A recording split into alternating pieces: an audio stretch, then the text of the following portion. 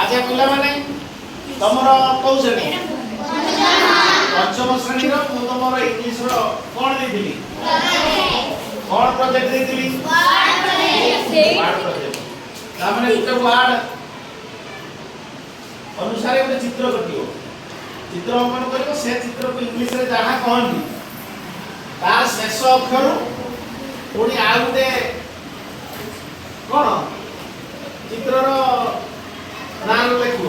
ଏମିତି ନା କଣ ଇଏ କଣ କରୁଛନ୍ତି ତମ ନା କଣ ବିଦେଶୀ ଆଗେ ଏପୁଲ ସେ କାଟିଛନ୍ତି, ଏପୁଲର ଶେଷ ଅକ୍ଷର ଇ, ପୁଣି ଏକ କାଟିଲେ, ଏକ ପରେ ଏକର ଶେଷ ଅକ୍ଷର ଜି, ଜି ର ଗାର୍ଲିକ, ସି ଆସିଲା, ସି ର କାଟ, ଆର ରିଙ୍ଗ, फिर जी रो गार्डन, नोज, फिर आई, तापरे यार रिंग, फिर गार्ल।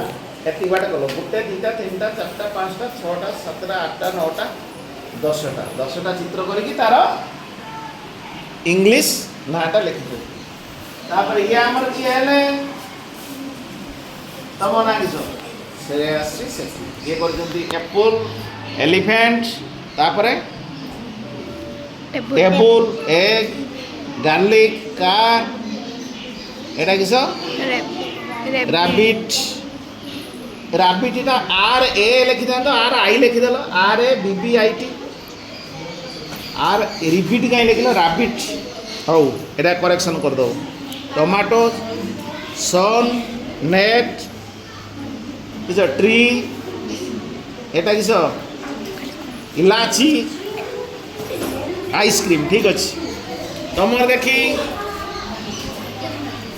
एटा किस cherry yak kite egg ginger ring garden neck. अच्छा ठीक है तुमर एटा किस एप्पल।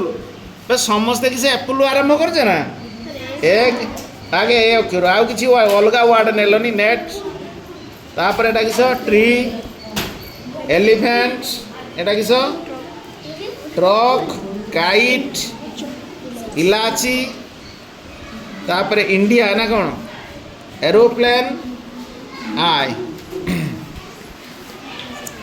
से Apple egg garden net tree elephant tomato orange. अच्छा तुमर देखी हाँ ये आरंभ कला टेबुल टेबुल एग एटा किस गार्डन हाँ नेट टमाटो सन आर ती अलग नोज एस ई हवा कथा हेड, तापर एटा किस लिखिछ रे एटा किस यक अमृता सिंह, तापर टेबुल इलाची ice cream mango orange egg ginger. तुम रैबिटा को कहीं आर आई रु आरंभ कर R A rabbit elephant tomato तुमर ट्रक। अच्छा apple egg garden net tree elephant truck kite India.